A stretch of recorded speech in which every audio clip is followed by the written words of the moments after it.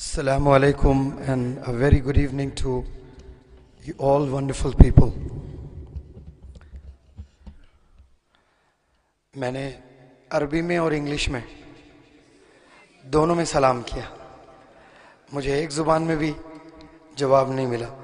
भाई मणिपुरी में क्या बोलते हैं बताएं?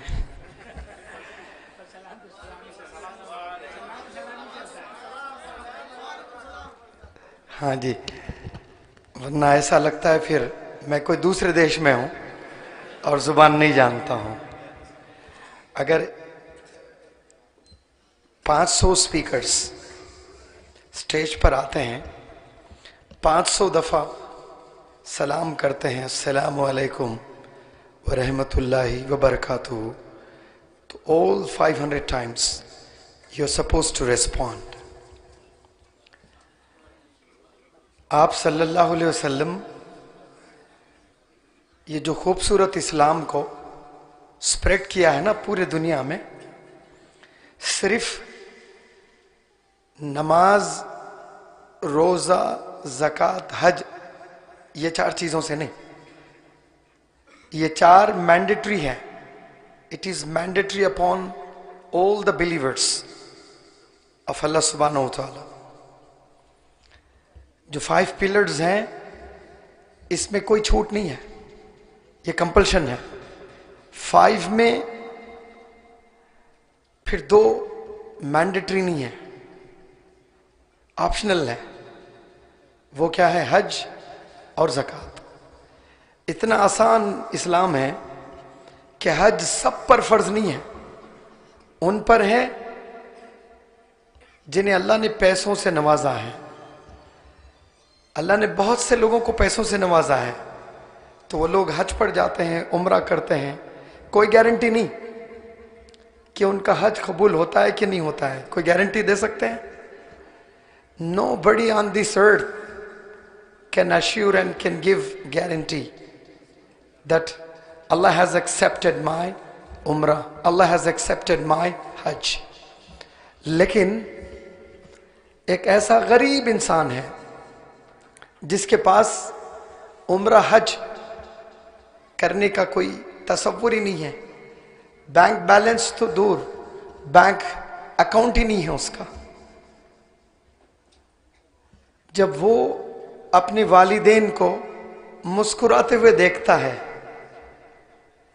तो मकबूल हज का सवाब है. कैसा? मकबूल यानी कबूल होने वाला. क्या खूबसूरत इस्लाम है. देखें, हज आज के ज़माने में बहुत आसान है. 3 घंटे 4 घंटे में आप जद्दा पहुंचेंगे.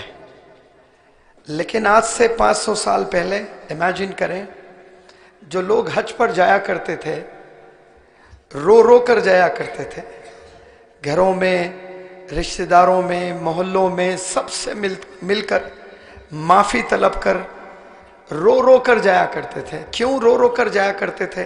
और इस ज़माने में जो लोग हज पर जा रहे हैं, आप देखें, वो घर घर जाकर, मोहल्ले मोहल्ले में जाकर सबसे माफ़ी मांगकर हज पर नहीं जा रहे, सिर्फ अपनों से, चारों से. आज का ज़माना टेक्नोलॉजी का ज़माना है, सोशल मीडिया का ज़माना है, फिर भी पता नहीं चलता है कि बराबर घर वाला बंदा उम्रे पर गया हुआ है, हज पर गया हुआ है. हालांकि कैसा ज़माना है ये? टेक्नोलॉजी का ज़माना है. 1 सेकंड में पता चल जाता है कि दुनिया के कौन से कोने में क्या चीज़ हो रही है. लेकिन जब टेक्नोलॉजी का कोई तसव्वुर नहीं था, आज से 500 साल पहले, बंदा कोई हज पर जाता तो पूरे गांव में सबको पता चलता था. वो क्यों पता चलता था? क्योंकि पहले हज पर लोग पैदल जाया करते थे या पानी के जहाज पर 6 महीने 8 महीने सफर करके जाया करते थे. वापस आने की कोई गारंटी नहीं थी. इसीलिए सबके घर जाकर रो रो कर माफी तलब करके, सबसे माफी मांगकर फिर वो हज पर जाया करते थे. आने की कोई गारंटी नहीं थी. इतनी मेहनत करके बंदे हज किया करते थे, उसकी कोई गारंटी नहीं कि वो हज कबूल हुआ कि नहीं हुआ है. कितनी मशक्कत देखें. पानी का जहाज कब से आसान हुआ? जब से कश्ती बनी. لیکن جب کشتی نہیں تھی تو لوگ کیسے حج پر جایا کرتے تھے؟ جب حج پر پیدل جایا کرتے تھے، اونٹ پر جایا کرتے تھے، جانور پر جایا کرتے تھے، تو واپس آنے کی کوئی گارنٹی نہیں. کتنے جانور بیچ میں لوگوں کو کھا لیتے تھے پتہ بھی نہیں چلتا تھا، کتنے ڈاکو لوٹ لیتے پتہ بھی نہیں چلتا تھا. اتنی مشقت محنت کر کے حج پر جایا کرتے تھے، کوئی گارنٹی نہیں کہ وہ حج قبول ہوتا ہے کہ نہیں ہوتا ہے. لیکن ایک غریب جو رات کا کھانا کھاتا ہے، کوئی گارنٹی نہیں کہ وہ صبح کا کھانا اس کو میسر ہوتا ہے یا نہیں، اور وہ والدین کی طرف مسکرا کر بھی دیکھتا ہے، تو اللہ سبحانہ و تعالی مقبول حج کا ثواب عطا کرتا ہے. دس از the beauty and this is the greatness of اسلام. ماشاء اللہ. تو 5 پلرز میں 2 آپشنل، ضروری نہیں. پیسے اگر اللہ دیں تو ہمیں جانا ضروری ہے. تو میں نے یہ بات آپ کو اس لیے سب ایلابریٹ کر کے بتایا کیونکہ جو ٹیچنگز آف پروفٹ محمد صلی اللہ علیہ وسلم جو سپریڈ ہوا ہے نا پوری دنیا میں، وہ سوشل میڈیا کے ذریعے سے نہیں ہوا ہے، وہ گوگل کے ذریعے سے نہیں ہوا ہے، وہ جی میل کے ذریعے سے، واٹس ایپ کے ذریعے سے، انسٹاگرام کے ذریعے سے، پوسٹل کارڈز کے ذریعے سے نہیں ہوا ہے. پھر تو کیسے ہوا ہے؟ گھر گھر تک کیسے پہنچا ہے؟ منی پور جیسے ہندوستان کے کونے کے حصہ، اس کارنر میں یہاں تک کیسے پہنچا ہے؟ Only because of the character کی وجہ سے، جو آپ صلی اللہ علیہ وسلم نے کیریکٹر دکھایا ہے. تو اس کیریکٹر کے ساتھ ہمیں جینا اور مرنا ہے. تو آپ صلی اللہ علیہ وسلم کے ساتھ جتنے بھی کمپینینز تھے، صحابی کس کو بولتے ہیں؟ جو ایمان کی حالت میں آپ صلی اللہ علیہ وسلم کو اپنی آنکھوں سے دیکھتے ہیں، وہ صحابی سے وہ ایوارڈ ملا ہے. ایمان کی حالت میں جو اپنی آنکھوں سے آپ صلی اللہ علیہ وسلم کو دیکھتے ہیں، وہ صحابی ہے. تو صحابی کا کہنا یہ ہے کہ ہم نے کئی دفعہ کوشش کی کہ اس بار آپ صلی اللہ علیہ وسلم کو پہلے میں سلام کروں گا، لیکن زندگی میں کبھی ہم سلام نہیں کر پائے. ہمیشہ پہلا سلام آپ صلی اللہ علیہ وسلم ہی کیا کرتے تھے. ہر دن ہم لوگ اپنے آپ سے چیلنج کرتے تھے کہ کل میں جب آپ صلی اللہ علیہ وسلم سے ملوں گا تو میں پہلے سلام کروں گا آپ صلی اللہ علیہ وسلم کو، لیکن ہمیشہ ہار جاتے تھے. کیوں؟ پہلے پہل کون کیا کرتے تھے؟ آپ صلی اللہ علیہ وسلم. لیڈر وہی ہوتا ہے جو پہل کرتا ہے، جو بھاشن دیتا ہے وہ لیڈر نہیں ہے. واک دا ٹاک، انگلش میں ایک فریز ہے، walk the talk. Walk the talk کا مطلب جو بولتے ہو وہ عمل بھی کرنا ہے آپ نے. یہ اس روح زمیں پر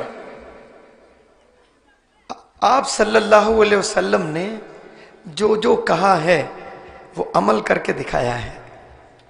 اس کی ایک زندہ مثال میں آپ سب لوگ کو دیتا ہوں. تو اسپیشلی ینگسٹرز، یہ بہت ٹیکنالوجی کا زمانہ ہے، بہت تیزی سے لوگ کامیابی کی طرف دوڑ رہے ہیں. 2-3 سال میں پتہ نہیں یہاں کے بچے آکسفورڈ میں پڑھتے ہوئے نظر آئیں گے آپ کو، اسٹینفورڈ میں پڑھتے ہوئے نظر آئیں گے آپ کو، ورلڈ کلاس یونیورسٹیز میں نظر آئیں گے آپ کو. کوئی تعجب کرنے کی بات نہیں ہے کہ منی پور کے بچے آکسفورڈ یونیورسٹی میں پڑھ رہے ہیں، منی پور کے بچے اسٹینفورڈ یونیورسٹی میں پڑھ رہے ہیں، منی پور کے بچے ہارورڈ یونیورسٹی میں پڑھ رہے ہیں، منی پور کے بچے ناسا میں کام کر رہے ہیں، منی پور کے بچے ورلڈ ہیلتھ آرگنائزیشن میں کام کر رہے ہیں. کوئی تعجب کرنے کی بات نہیں ہے. ٹیکنالوجی کا زمانہ ہے. جس بندوں میں جذبہ ہے، جوش ہے، جنون ہے، پاگل پن ہے، دیوانگی ہے، وہ سب کچھ کر سکتے ہیں انشاءاللہ. لیکن کوئی بڑی چیز نہیں ہے اگر آپ ایسا کر رہے ہو تو ساتھ میں کیریکٹر کا ہونا بہت ضروری ہے.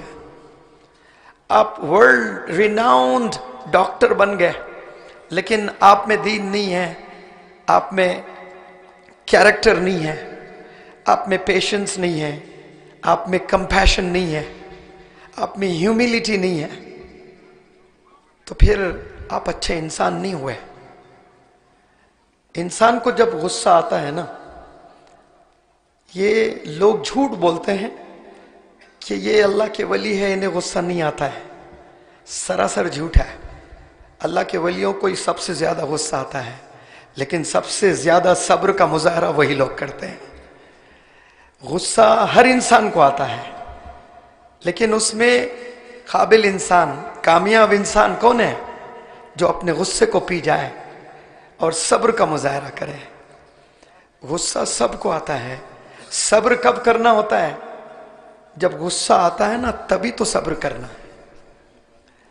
تو یہ ساری چیزیں جو میں نے کہے ابھی، کہ آپ سائنٹسٹ بن سکتے ہیں، آپ ڈاکٹر بن سکتے ہیں، آپ چارٹرڈ اکاؤنٹنٹ بن سکتے ہیں، آپ ناسا، ورلڈ ہیلتھ آرگنائزیشن، بڑے بڑے یونائٹڈ نیشنز کے لیے آپ کام کریں گے۔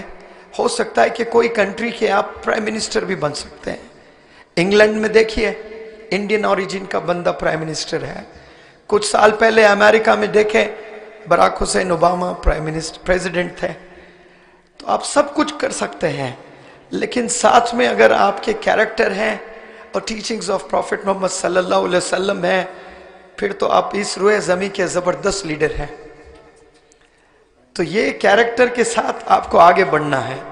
یہاں جتنے school going children, college going students ہیں، مجھے بہت غور سے سنیں، اور مدرسے کے جتنے طلبہ ہیں جو کل کے اسکالرز بننے والے ہیں، وہ تو اور غور سے سنیں مجھے۔ وہ اس لیے کہ جب اللہ نے کمانڈ آرڈر کیا ہے آپ صلی اللہ علیہ وسلم کو کہ دین اپنے گھر میں سپریڈ کیجئے، دین عام کیجئے، تو آپ صلی اللہ علیہ وسلم نے اپنے گھر میں فیملی ممبرز میں دین کو عام کیا۔ پھر کچھ دن کے بعد کمانڈ آیا کہ اب اپنے رشتہ داروں میں دین کو پھیلاؤ، تو رشتہ داروں میں دین کو پھیلایا۔ پھر اللہ نے ایک کمانڈ دیا کہ جاؤ اب عام کر دو عوام میں، ورنہ چھپ چھپ کر یہ ٹیچنگز امپارٹ کیا کرتے تھے آپ صلی اللہ علیہ وسلم، چھپ چھپ کر۔ لیکن ایک دن آیا، اللہ کا کمانڈ آیا، ابھی چھپنے کا وقت نہیں ہے، ابھی ڈنکے کی چوٹ پر عوام میں جا کر ان ٹیچنگز کو عام کیجئے۔ تو آپ صلی اللہ علیہ وسلم نے کیا کیا؟ صفا ماؤنٹن، پہاڑ پر آ کر کھڑے ہوئے اور سارے مکے کے لوگوں کو اکٹھا کیا، اور سارے گاؤں کے لوگوں کو اکٹھا کر کے ایک سوال کیا، بتاؤ ان دنوں آپ سب مجھے کیسے پائے ہو؟ How did you find me all these days? He put a question to the people. Back وقت آواز گونجی آسمانوں میں کہ الصادق الامین، سچے اور امانت دار۔ تو آپ صلی اللہ علیہ وسلم خوش نہیں ہوئے؟ میں، آپ اور ہم سب کو کوئی ٹائٹل ملتا ہے، کوئی تعریف کرتے ہیں، ہم بے پناہ خوش ہو جاتے ہیں۔ چھوٹا بھی ٹائٹل ملتا ہے، عوام مل کر ایک ساتھ کہہ رہے ہیں کہ آپ سچے ہیں، آپ امانت دار ہیں، تو آپ صلی اللہ علیہ وسلم خوش نہیں ہوئے؟ پھر سے ایک کوشچن کیے، اگر میں کہوں پہاڑ کے اس پیچھے دشمن کا لشکر ہے اور آپ پر وار کرنے کے لیے، اٹیک کرنے کے لیے تیار ہے، کیا میری بات پر یقین کرو گے؟ پھر سب ایک آواز میں بولے ہیں، ہاں ہم یقین کریں گے، آپ کی مبارک زبان سے ہم نے کبھی جھوٹ بولتے ہوئے نہیں سنا ہے، آپ سچے ہیں۔ دشمن اسلام بھی اس بات سے راضی تھے کہ آپ صلی اللہ علیہ وسلم الصادق الامین تھے، یعنی سچے اور امانت دار تھے۔ تو یہ جو ٹائٹل ہے نا، الصادق الامین، آپ صلی اللہ علیہ وسلم کے بہترین ٹائٹلز ہیں. اس کے بعد آپ نے بات رکھی، اللہ کی بات. حالانکہ سب سے پہلے کیا رکھنی چاہیے تھا؟ اللہ کی بات رکھنی چاہیے تھے نا. اللہ کا کمانڈ آیا تھا کہ جاؤ میری بات رکھو عوام میں. تو سیدھے اللہ کی بات نہیں رکھی، پہلے اپنے آپ کو پیش کیے کہ میں سچا ہوں، میں آنیسٹ ہوں، میں امانت دار ہوں. پہلے اپنے ذات کو رکھا. کیا رکھا؟ بتائیں، سب بولیں، زور سے بولیں. آواز نہیں آ رہی بھائی، آواز میں بولیں سب لوگ. اپنے ذات کو رکھا، پھر اس کے بعد بات کو رکھا. ذات کیریکٹر کو کہتے ہیں. اپنے کیریکٹر کو پریزنٹ کیا کہ میں کیسا ہوں، یعنی پبلک سے دل جیتا. سارے لوگ اکٹھا مان لیے کہ آپ سچے ہیں، کبھی جھوٹ نہیں کہا آپ نے. پھر اس کے بعد اللہ کی بات کو رکھا. آج کوئی ایم ایل اے، کوئی ایم پی، کوئی منسٹر، کوئی پرائم منسٹر کھڑے ہو کر ایسا دل جیت سکتا عوام کا کہ کیا آپ کبھی میں نے جھوٹ بولا ہے؟ کیا کبھی میں نے دھوکہ دیا ہے؟ کیا کبھی میں نے جھوٹا وعدہ کیا ہے؟ کوئی منسٹر بول سکتا ہے یہ؟ عوام کھڑے ہو کر گنائے گی آپ نے یہ وعدہ کیا تھا اس الیکشن کے کیمپین میں، ابھی تک پورا نہیں ہوا ہے. اس روح زمیں کے ایک لوتے لیڈر آپ صلی اللہ علیہ وسلم جو اپنے کیریکٹر کو پریزنٹ کیا، پھر اس کے بعد میں ریلیجن کو لے کر آیا. تو ریلیجن سے پہلے کیا رکھا؟ کیریکٹر کو رکھا. تو کتنا امپورٹنٹ سمجھو اس بات کو، جو میں جذبے سے کہہ رہا ہوں نا، یہ بات سمجھے. اگر یہاں کوئی عالم بننا چاہتا ہے، اسکالر بننا چاہتا ہے، تو عالم اسکالر بننے کے لیے کیا کرنا ہوتا ہے؟ قرآن کو سمجھنا اور سمجھانا، دو چیز آنا ضروری ہے. ایک عالم کو دو چیزیں ہوتی ہیں، دو سکلز ہوتے ہیں عالم کے پاس. ایک کیا ہے؟ قرآن کو سمجھتے ہیں، اور دوسرا قرآن کو سمجھاتے ہیں. لیکن ان سکالرز کو بھی یہ بہت ضروری ہے کہ وہ پہلے اپنے کیریکٹر کو صاف رکھیں، اپنے کیریکٹر کو بہتر کریں، پھر اس کے بعد میں ٹیچنگز آف اسلام کو سپریڈ کرنا شروع کریں. ہر ایک سکالر کو، ہر ایک بندے کو سب سے پہلے اپنے کیریکٹر پر کام کرنا ہے. آپ کا کیریکٹر اگر کلین ہے تو جو جو کام آپ کریں گے اس میں اللہ کی مدد رہے گی انشاءاللہ.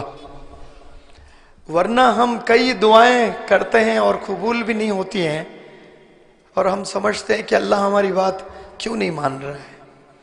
ہم نہ جانے ہماری نیتوں میں کتنی کھوٹ ہے. آج بھائی بھائی کی نہیں جمتی ہے، بھائی بہن کی نہیں جمتی ہے، دوست دوست کی نہیں جمتی ہے. پارٹنرز بزنس شروع کرتے ہیں، 2 سال بزنس نہیں چل پاتا ہے. آپس میں کتنی لڑائیاں ہو رہی ہیں، اور پھر ہم 5 وقت نماز بھی پڑھتے ہیں، قرآن کی تلاوت بھی کرتے ہیں. تو اللہ کے نزدیک قابل قبول عمل نہیں ہے. نماز بھی پڑھنا ضروری ہے، لیکن کیسی نماز؟ دل کو صاف کر کے اللہ کے آگے کھڑے ہونا ہے. آپ سب لوگ، ہم سب لوگ وضو بناتے ہیں نماز سے پہلے، یس اور نو؟ اپنے ہاتھ دھوتے ہیں، اپنے پیر دھوتے ہیں، اپنا چہرہ دھوتے ہیں، اور وضو ہمارا ہو جاتا ہے. پھر ہم کھڑے ہو کر نماز پڑھتے ہیں. بنا وضو میں نے کبھی زندگی میں نماز نہیں پڑھی، اور مجھے یقین ہے یہاں جتنے لوگ مجھے سن رہے ہیں آپ نے بھی بنا وضو کوئی نماز نہیں پڑھی ہوگی. کوئی ہے یہاں کہ وقت نکل جا رہا تھا اس لیے میں نے نماز پڑھ لیا؟ نہیں، وضو کرتے ہی کرتے ہیں. لیکن ایک وضو وہ بھی ہوتا ہے جو وضو سے پہلے وضو بنانا ہوتا ہے. وہ وضو میں پانی کی ضرورت نہیں ہوتی ہے، وہ وضو میں نیت کی ضرورت ہوتی ہے. وہ وضو باہر جو ظاہر ہے وہ صاف نہیں کرتا ہے، جو دل میں جو میل ہے، دل میں جو انفیکشن ہے، دل میں جو پوائزن ہے، وہ صاف کرنا بہت ضروری ہے. بیٹا باپ سے بات نہیں کرتا ہے. میرے ورکشاپس ہوتے ہیں पर्सनैलिटी डेवलपमेंट वर्कशॉप्स 1-1 महीने के होते हैं।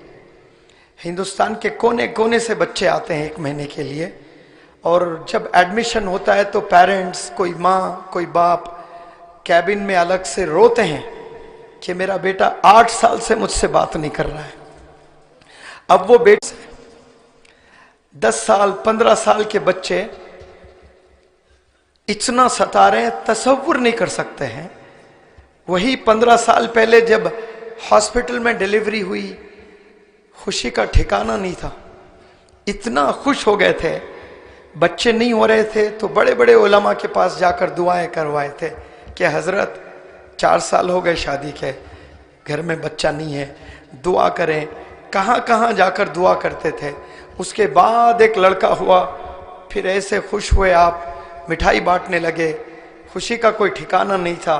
फिर वही लड़का जो 15 साल के बाद खून के आंसू रुलाने वाला बन गया। क्यों? ये जो जमाना सोशल मीडिया का है, जो 20 साल 25 साल में जाकर गुनाह किया करते थे नौजवान बच्चे, आज 10 साल की उम्र में कर रहे हैं। जो 25 साल की उम्र जाकर तब जो गुनाह होते थे, इतना एडवांस हो गया जमाना, वो 10 साल की उम्र में बच्चे वो सारे गुनाह कर रहे हैं। और वालिदा मोहतरमा समझती हैं कि मेरा बच्चा बड़ा मासूम है। वालिद समझता है कि तो इसकी उम्र ही क्या है, लेकिन वो 10 साल की उम्र में वो वालिद ने जितने गुनाह नहीं किए होंगे वो सारे गुनाह कर डाले उसने। क्यों? आसान हो गया है गुनाह करना।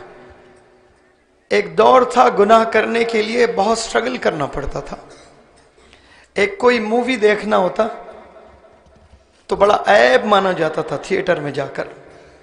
वालिद को पता चल जाए तो फिर घर में पिटाई होती थी।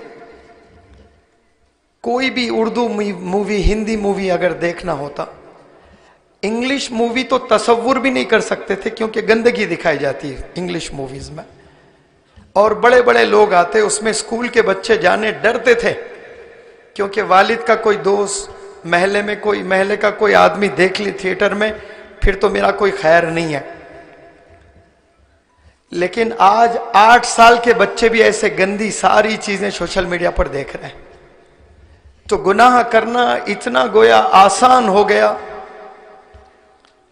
पानी पीना मुश्किल है क्योंकि आपको कुर्सी से खड़े होकर 4 कदम चलकर फ्रिज का दरवाजा खोलकर बोतल निकालकर फिर उसका ढक्कन खोलकर आपको अपना चेहरा ऊपर करके पानी पीना है। यानी कम से कम 10-15 अलग अलग चीजें कर रहे हो आप। लेकिन गंदी चीज देखने के लिए आप सोफे पे बैठे हो, हाथ में फोन है, ऐसे बटन दबाया, गंदी चीज आपके सामने। पानी पीना मुश्किल है, एफर्ट्स लगाने पड़ते हैं आपको पानी पीने के लिए। लेकिन जिना करना इतना आसान कर दिए लोगों ने, दुश्मन इस्लाम ने, कि 8 साल का बच्चा, 7 साल का बच्चा गुनाह देख रहा है। और ये गुनाह कैसे हो रहे हैं आपको पता भी नहीं चल रहा है। दीनी घराना है, मेरा बच्चा कुछ नहीं देखता है। मेरा बच्चा ना गाने देखता है, ना गाने सुनता है, ना डांस देखता है, ना डांस करता है। बस मेरा बच्चा थोड़ी देर क्रिकेट मैच देखता है। क्रिकेट मैच भी जेंटलमैन्स गेम कहा जाता था पहले 1990s में। लेकिन अब देखें आप, क्रिकेट में जो जिना दिखाया जा रहा है, specially IPL match,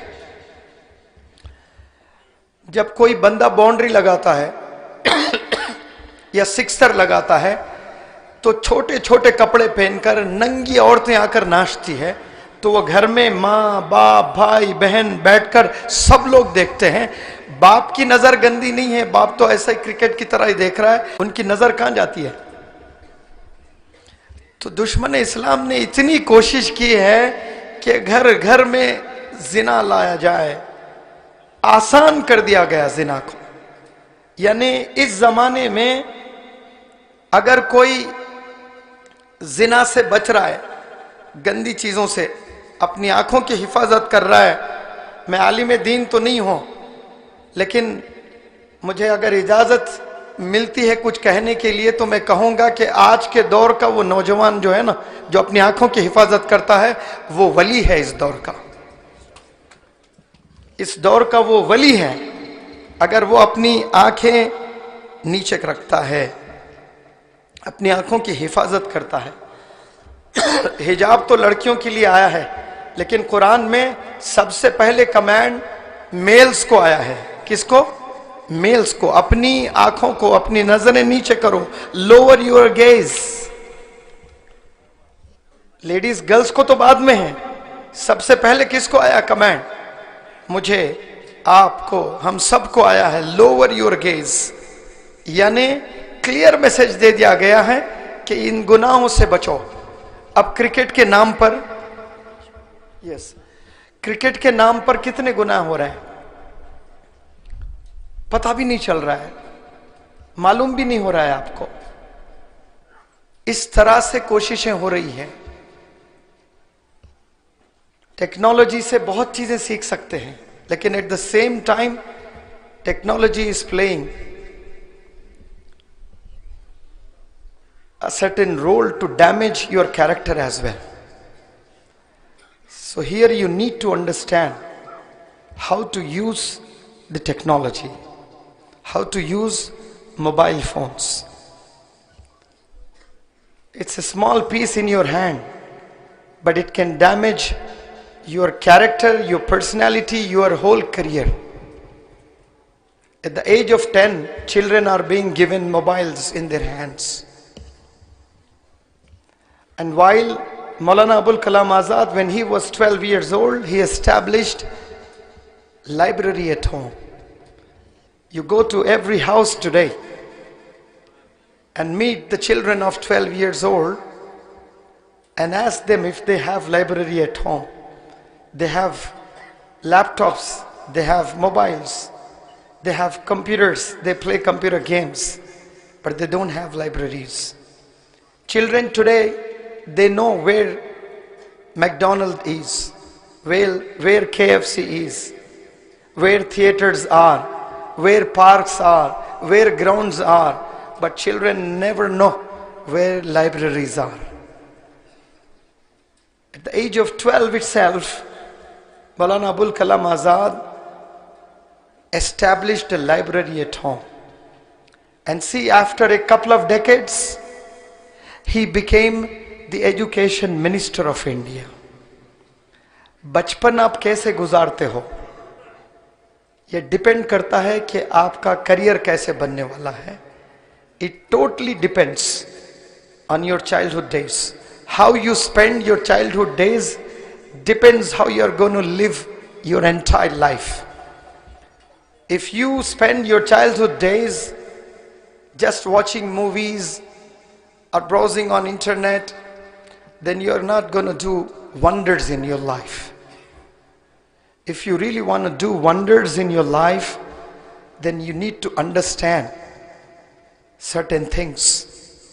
The very first thing is to abstain from sins. In fact, it is one of the best forms of worship. गुनाहों से बचना बेहतरीन इबादत है. हम लोग इबादत किसको समझते हैं? सर्दियों में जागकर ठंडे पानी से वजू बनाकर फज्र की नमाज पढ़ना, यह इबादत बिल्कुल है, 100% है. लेकिन सिर्फ यही नहीं है. रमजान का महीना आता है, 30 रोजे रखना, यह इबादत समझते हैं, 100% इबादत है. लेकिन यही सिर्फ इबादत नहीं है, इसके बियॉन्ड भी है. वो क्या है? गुनाहों से बचना. To abstain, to refrain from sins is one of the best forms of worship. We may offer namaz 5 times a day. We may observe fast all through the month during Ramadan. If we are blessed with wealth, we may give a lot of charity. And if we are blessed, we may go for Hajj every year. But at the same time, if we are lying to people, if we are deceiving people, if we are threatening people, if we are taking bribe, if we are drinking alcohol, then we are not true Muslims at all. ہم جو نماز پڑھتے ہیں وہ قبول ہوتی ہے یا نہیں ہوتی ہے یہ تو روز قیامت میں سب کو پتہ چل جائے گا. لیکن اللہ نے ہر ایک انسان میں ایک بغیر ڈگری کے مفتی کو رکھا ہے. سب میں ایک فیصلہ ہم لوگ سوچتے ہیں کہ اللہ مجھے نہیں دے سکتا ہے. اب یہاں کوئی بندہ بیٹھا ہوا ہے, اتنی زمین مجھے چاہیے, مجھے یقین نہیں ہے اللہ پہ کہ اللہ مجھے دے سکتا ہے. اتنی بڑی زمین تو نہیں ملنے والی مجھے. یہاں جو میں آیا ہوں مولانا حذیفہ وستانوی صاحب کے ساتھ میں, وہ ابھی کچھ دیر میں آئیں گے انشاءاللہ. ان کے والد صاحب مولانا غلام وستانوی صاحب, long ago I believe 2 decades ago he visited this place and I got to know that he stayed here for about 4 days. In 1992 or 1995 he came here. He was born in a small village named Vastan, and he used to travel from places to places to offer Jummah khutbah. And he reached one place that is very... In 1980 he had nothing, but today after 4 decades, if I talk about him, I can say he has established 7 دین نے 10 ایکڑ کی زمین لے لی ہے. مبارک زبان سے بس نکلنا ہے, انٹینشن ہونا, اللہ سے ایسے تعلق بناؤ, have firm confidence in Allah subhanahu wa ta'ala, then you are going to get it. ہم لوگ 100 تو کچھ پل کے لیے رکھتے ہیں, 100% confidence 24 hours a day, all through the week, all through the month, all through the year ہمیں رکھنا ہے. تب اللہ کی وہ عظمت, وہ برکت, وہ رحمت, وہ تمام چیزیں نازل ہوں گی انشاءاللہ. کامیابی جو دنیاوی لائن سے اگر آپ پانا چاہتے ہو, کرکٹر بننا چاہتے ہو, فٹ بالر بننا چاہتے ہو, یا کچھ بھی کرنا چاہتے ہو, ایک دن 24 گھنٹے اسی لائن پر آپ کام کریں, کامیابی نہیں ملنے والی ہے. محنت آپ کو روزانہ کرنا ہے, لمبے سمے تک کرنا ہے, تب جا کر کامیابی ملے گی. اچھے لائن میں ہو یا برے لائن میں ہو, ڈاکو بننا ہے, ڈان بننا ہے پورے کنٹری کا, ورلڈ کا, تب بھی آپ کو سالوں روزانہ محنت کرنا ہے. میں 1 ہفتہ کروں گا پھر 3 ہفتے چھٹی لوں گا, آپ ڈاکو ڈان نہیں بن سکتے. آپ کو 365 دن کام کرنا پڑے گا. آپ کو world top renowned, world renowned doctor بننا ہے, سائنٹسٹ بننا ہے. آپ 1 ہفتہ پڑھیں گے اور 3 ہفتہ نہیں پڑھیں گے, یو کی ناٹ ڈو دیٹ. 90% لوگ کیا چاہتے ہیں پتہ ہے آپ کو دنیا میں؟ وہ چاہتے ہیں کہ ان پر لوگ حکومت کریں, انہیں الو بنائیں, انہیں دھوکہ دیں. یہ ہم چاہتے ہیں. اگر کوئی الو بن رہا ہے نا تو وہ خود چاہتا ہے کہ الو بنے, اس لیے الو بنایا جا رہا ہے اس کو. آپ اگر دانشور ہیں, ہوشیار ہیں, تو آپ الو نہیں بنیں گے. انسان الو کب بنتا ہے؟ when he is not prepared, when he has no knowledge of the subjects. جب اس کو علم نہیں ہوتا ہے اس کا, تبھی نہ وہ الو بنتا ہے. اگر اس کے پاس میں علم ہوتا ہے, نالج ہے, وزڈم ہے, ایکسپیرینس ہے, تو وہ لوگ کبھی دھوکے میں نہیں آتے ہیں.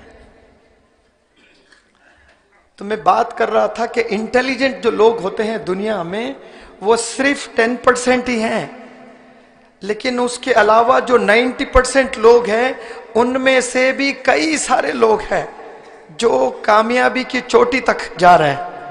They are able to go to the heights. They have reached the culmination of success. They have reached the pinnacle of success. How?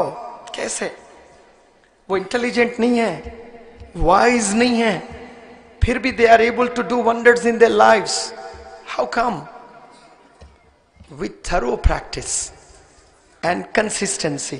اپنے پریکٹس اور پیشن میں کنسسٹنسی ہوتی ہے.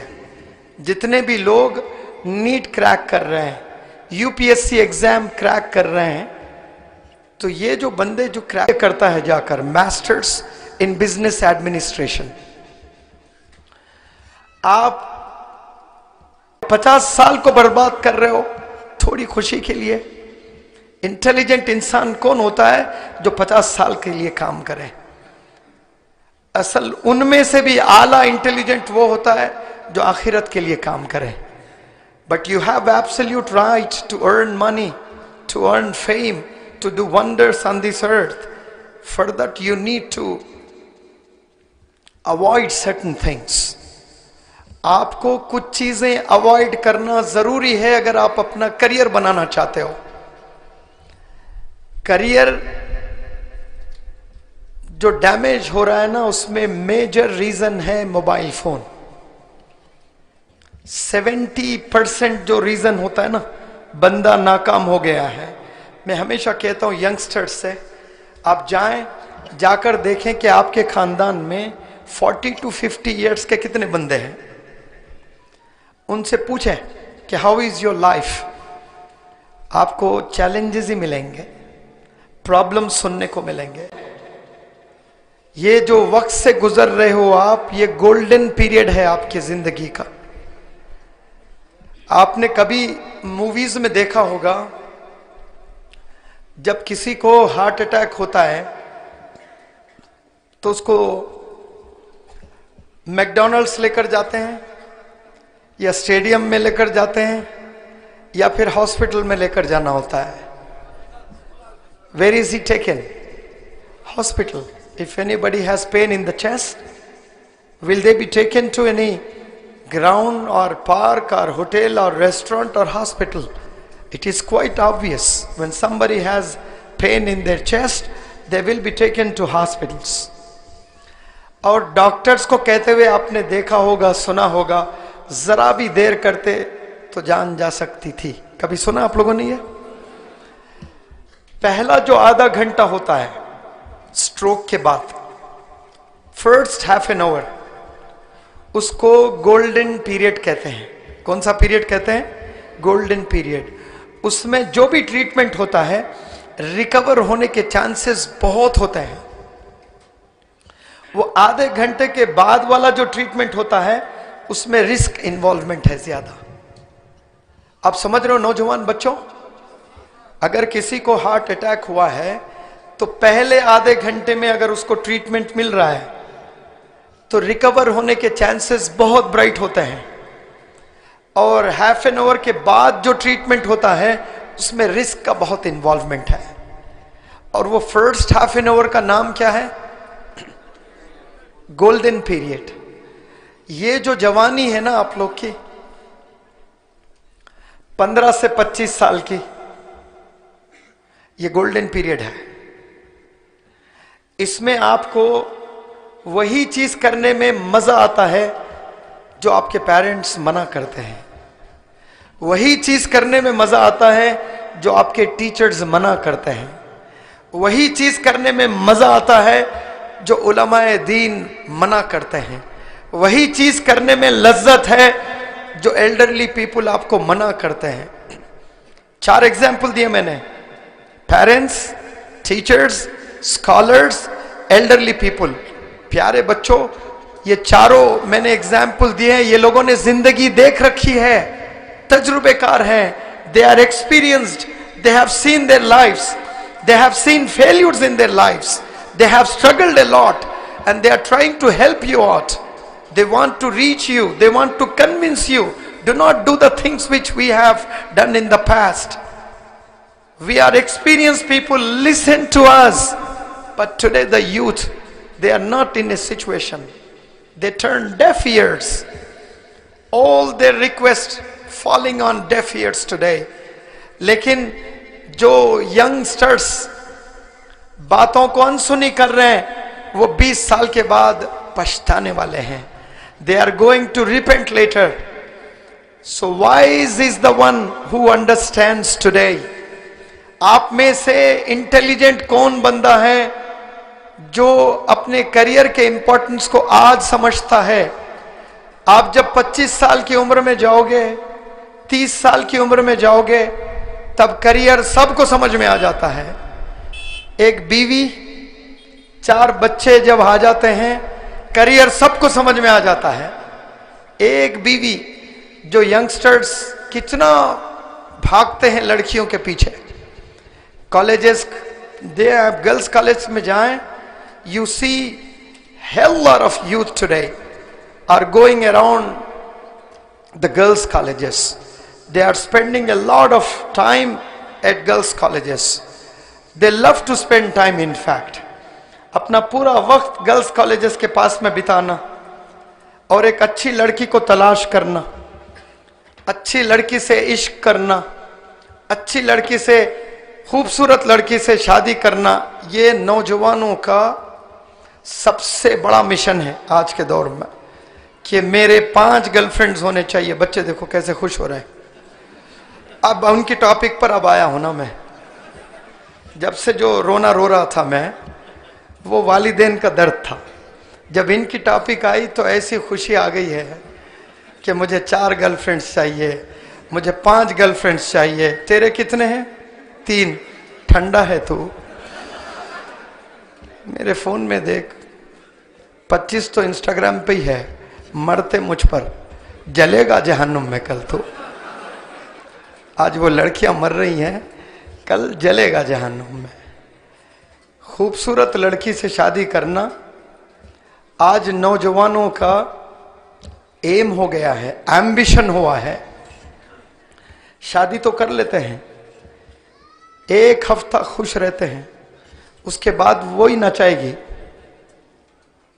बच्चे हो जाएंगे, फिर स्कूल भेजने के लिए पैसे नहीं होते उसके पास, कोई पिकनिक ले जाने के लिए पैसे नहीं होते हैं। Children love to go on picnics, but father has no amount in their pockets. Children love to study at big schools. They want to pursue their graduations at Oxford University, at Harvard University, but parents have no bank balance. क्यों? जवानी में आपने अपने career को बनाना था, आप लड़कियों के पीछे भाग रहे थे, आप मोबाइल्स के पीछे थे, आपका वक्त कहां गुजर रहा था? तो मैंने एग्जाम्पल दिया था आपको गोल्डन पीरियड का। हार्ट अटैक जब आता है, पहला आधा घंटा बहुत अहम होता है ट्रीटमेंट का, उसे गोल्डन पीरियड कहते हैं। उस गोल्डन पीरियड में अगर मेडिसिन मिलती है उसको, तो उसकी जान बचने के चांसेस ब्राइट होते हैं। तो ये जो आप टीनेज से गुजर रहे हो ना, 13 से लेकर 19 तक, ये जो टीनेज की उम्र होती है, ये गोल्डन एज है, ये गोल्डन पीरियड है। इसमें अगर नौजवान बच्चे गुनाहों से बचते हैं, वो कल के डॉक्टर एपीजे कलाम साहब बनेंगे, वो कल के मौलाना अबुल कलाम आजाद बनेंगे, वो कल के साइंटिस्ट बनेंगे, वो कल के आईएएस ऑफिसर जो आज यहाँ पर बैठे हैं, वो कल के आईएएस आईपीएस ऑफिसर्स बनेंगे।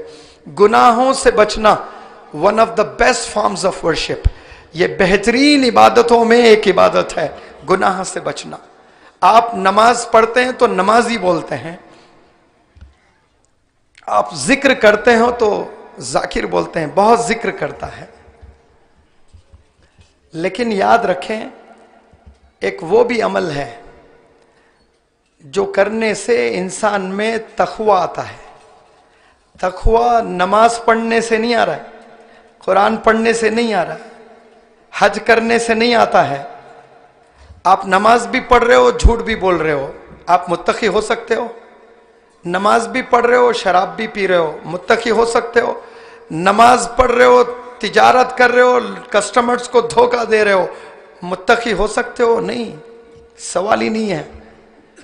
नमाज पढ़ते हुए झूठ नहीं बोलना, नमाज पढ़ते हुए जिना नहीं करना, नमाज पढ़ते हुए धोखा नहीं देना, नमाज पढ़ते हुए गुनाहों से बचना, तो उनमें क्या डेवलप होता है? They develop piety in them, and it is one of the best forms of the worship. Prophet Muhammad sallallahu alaihi wasallam said, गुनाहों से बचना एक बेहतरीन इबादत है। लेकिन हम लोग इबादत को कन्फाइन कर रहे हैं. We have confined Islam to the 5 pillars. Beyond 5 pillars there are many great things, and we youth today are not able to understand the beauty of Islam. I urge all the youngsters here, try to avoid using mobile phones. Use it to the limit. Use it accordingly when it is really needed. You may see your friends across you spending a lot of time on mobile phones, and you may even think they are really enjoying the world and you are deprived of the pleasures. But believe me, after 10 years you're going to see they are searching for jobs and you are working for a multinational company as a director or as a brand ambassador of a big company. You may see, sometime you may even see your friend is driving auto and you are being driven in that auto. ऐसा भी वक्त आ सकता है कि आज यार थे आप लोग, खूब एंजॉय कर रहे थे, एक खूब पढ़ाई करता था, एक खूब खेलता था, मस्ती करता था, और वो जाकर मैनेजर बन गया कोई कंपनी का, और आप जाकर ओला उबर की गाड़ी चला रहे हो. आप कार में आकर बैठे तो अचानक सामने वो उबर चला रहा है और ये सूट बूट पर एज ए मैनेजर बैठा है, तो उसके आंख में आंसू नहीं आएंगे कि हम लोग एक छत के नीचे बैठकर पढ़ाई करते थे, एक होटल में हमने चाय पी है, एक ग्राउंड में हमने फुटबॉल खेला है, जिंदगी के 20 साल हमने साथ में गुजारे.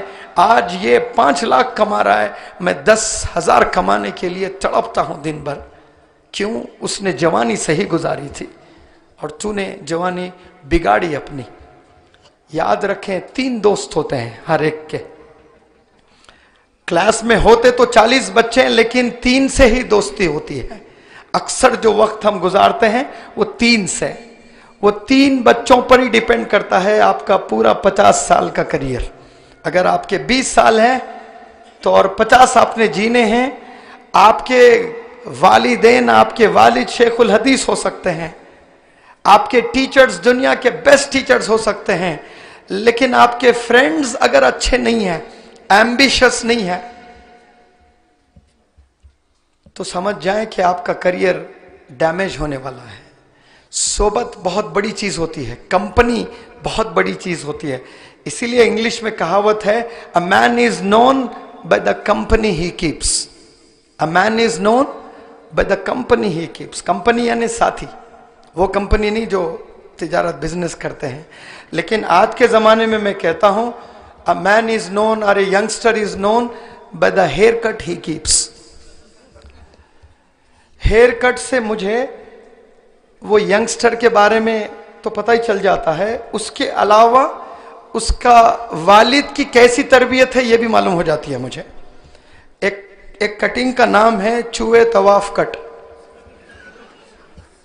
कौन सी कट है? चूहे तवाफ कट. यानी चूहे तवाफ करते हैं तो यहाँ के बाल पूरे चले जाते. चूहे ऐसे ऐसे खाते हैं ना चीजें. आप देखें 10 में 5 बच्चों के ये बाल नहीं रहते, और यहाँ पे घोंसले होते हैं, ऐसे बड़े बड़े घोंसले. किसी के बाल उधर नॉर्थ में, किसी के ईस्ट में, किसी के साउथ में, किसी के वेस्ट में, अजीब अजीब. उसमें फिर रेनबो के एशियन पेंट्स, और वो जीन्स फाड़ लेके. एक जमाना था फटे हुए कपड़े को सी कर पहनते थे, आज सिले हुए कपड़े को फाड़ फाड़ कर पहन रहे हैं. ये दौर आ गया. खुशी भी हो रही नौजवानों को, अफसोस करने की बात है, ये खुश हो रहा है. हजरत शायद आए हैं. हाँ जी, एक छोटी सी बात मैं कह के बात ख़त्म करता हूँ ताकि हजरत की कुछ बातें आप सुने, दुआएं लें. Such a great scholar of India, माशाअल्लाह. His father is the first Indian scholar who has established a medical college, माशाअल्लाह. पहले आलिम दीन है पूरे इंडिया के जो मेडिकल कॉलेज कायम किए. एक स्कूल एस्टैब्लिश करने पापड़ बेलना पड़ता है, परमिशंस नहीं मिलते हैं. मेडिकल कॉलेज तो हरक्यूलियन टास्क है, herculean task, almost impossible. But माशाल्लाह, man with beard and cap on head with kurta pajama. He is doing wonders. और आपके साहिबजादे जानशीन विजनरी स्कॉलर यहाँ पर हैं, कुछ आप प्यारी बातें उनसे भी सुने, सीखें, दुआएं लें. He is on a mission to bring a change in India. He is on a mission to see the youngsters, especially the students of madrasa, to hold Quran in one hand and technology in another hand. This is the ambition of Maulana Huzaifa Bastanvi Sahab, and I have associated with young dynamic visionary scholar. Youngsters को मैं कहता हूँ, और बिलखुसूस ये live शायद दिखाया भी जा रहा है, तो यहाँ जितने बंदे हैं वही नहीं देख रहे हैं मुझे, हो सकता है सोशल मीडिया के जरिए से बहुत से यंगस्टर्स, लड़के और लड़कियां भी मुझे देख रहे हैं. एक चीज मोबाइल से दूर रहना है आपने, और दूसरी चीज लेजीनेस. मैंने मौलाना से कहा था कि यहूदी हमारे दुश्मन बाद में है, सबसे बड़ा दुश्मन है हमारी सुस्ती. हम इतने लेजी होते हैं, हर चीज कल पर टालते हैं. कोई चीज आज करना है तो हम उसे कल पर टालते हैं. इसमें भी यहूदी की चाल है. आप बताएं, अज़ान हो रही है, नमाज के लिए आप नहीं जाग रहे हो, यहूदी की कोई कंस्पिरेसी है? नहीं नहीं भाई, वो हर चीज में यहूदी की चाल है, दुश्मनों की चाल है, क्रिश्चियंस की चाल है. कुछ भी चाल नहीं है, लिमिट है उनकी चाल में, 100% नहीं है. हम पर डिपेंड करता है. उनकी चाल है तो हमारे पास आप सल्लल्लाहु अलैहि वसल्लम के टीचिंग्स है, तो वजनदार तो हमें होना है ना फिर. लेकिन हम क्यों ढीले पड़ जा रहे हैं? सुस्ती की वजह से, लेजीनेस की वजह से. We try to postpone things. हम लोग कल पर टालते हैं. कल से करूंगा, याद रख लें, जो कल से करूंगा कहता है वो जिंदगी में वो कल नहीं आने वाला है. जो भी करना है आपने आज से करना है, अब से करना है, और यहीं से करना है. Do you understand that? मानो के आप में से कोई बंदा सिगरेट पी रहा है खूब, और मैंने लेक्चर दिया है सिगरेट पर, और आपने नियत कर ली है कि मैं कल से बंद करूंगा. Believe me, you are not going to see that tomorrow ever in your life. वो कल कभी नहीं आने वाला है. आपने आज से बंद करना है, अब से बंद करना है, यहीं से बंद करना है. ये लो मैं निकालता हूं डिब्बी सिगरेट की, आपने उसको क्रश किया और फेंक दिया. यही इतिहास रचते हैं. जो स्पॉट पर डिसीजंस लेते हैं यही लोग बड़ा करते हैं अपने जिंदगी में. वरना जो टालते हैं कल पर, परसों पर, वो लोग कभी कामयाब नहीं होते हैं. मोबाइल से दूर रहना और लेजीनेस से बचना, तो फिर आप कामयाब होने के चांसेस आपके ब्राइट है. और एक यंगस्टर्स को मैं मैसेज देना चाहता हूं, जो तीसरी चीज में यंगस्टर्स जो तबाह हो रहे हैं वो इश्क में. लड़का लड़की अट्रैक्ट होते हैं, अब उसमें पूरी जिंदगी. ऐसे बच्चों को देखा मैं, 95% है उसके 10th में, लेकिन कॉलेज में गया, खूबसूरत लड़की को देखा, अजीब अजीब कपड़ों में आ गई है, खलास उसकी चाल में उसने फंसा लिया. पूरी जिंदगी खराब हो गई. 10th तक वो बच्चा इतना स्टूडियस, 98% वालिदैन यकीन नहीं करते हैं कि मेरा बच्चा लड़कियों के इतना दीवाना हो सकता है. हो रहे हैं. क्यों? अजीब अजीब ड्रेस पहनकर लड़कियां फंसा दिए, खलास गया काम से. पूरी जिंदगी 50 साल उसके तबाह हो गए. और कुछ लड़कियां लड़कों के चक्कर में आकर अपना पूरा करियर तबाह कर लेते हैं. अच्छे घराने के लड़कियां हैं, लेकिन ऐसे गंदे बच्चों की सोबत में आ गए, पूरी जिंदगी तबाह. आप सिटीज में जाएं, कॉलेजेस के, गर्ल्स कॉलेजेस के गोल तवाफ करते हुए नजर आएंगे आपको बॉयज. अब कोई लड़की का 4 बजे कॉलेज छूटा, अब एक लड़का आ रहा है बाइक लेकर, अब वो आवाजें कर रहा है, व्हीलिंग कर रहा है, अब वो लड़कियां निकल रही हैं, अब ऐसे ऐसे देख, ऋतिक है, ऋतिक जान इब्राहिम. अब वो चीज, अब वो बेचारी उसमें से कोई ऐसा देखती है, अब खलास वो देखना क्या हुआ, दूसरे दिन फिर और तैयार होके आएगा वो. अब जैसे तैयार होके आता है, अब वो नंबर एक्सचेंज करने का शुरू हो जाता है. اب وہ نمبر ایکسچینج کر کے کوئی ہوٹل جاتے ہیں، پارک جاتے ہیں، پھر زنا ہوتا ہے، پھر کچھ شادیاں ہوتی ہیں، کچھ شادیاں نہیں ہوتی ہیں. لیکن وہ بیچاری کو کیا معلوم، وہ سمجھتی بیچاری کہ یہ بہت بڑے خاندان کا ہے، جبکہ وہ جو گاڑی چلا رہا ہے وہ نہ گاڑی اس کی ہے، وہ جینس پہنا نہ وہ جینس اس کا کوئی دوست کا جینس، ٹی شرٹ کوئی دوست کی ہے، چشمہ جو لگا لیا وہ کوئی دوست کا، ساری چیزیں سب ادھار کے ہیں، ذاتی کچھ بھی نہیں ہے. آپ کو ایسا پروجیکٹ کر رہا ہے کہ جیسے امبانی کا بیٹا ہوں میں، بڑا رئیس گھرانے سے ہوں میں، اور وہ اچھے گھرانے کی لڑکی پھنس جاتی ہے، گاڑی پہ بیٹھ کر لانگ ڈرائیو جاؤں گی ایسے خواب آتے ہیں.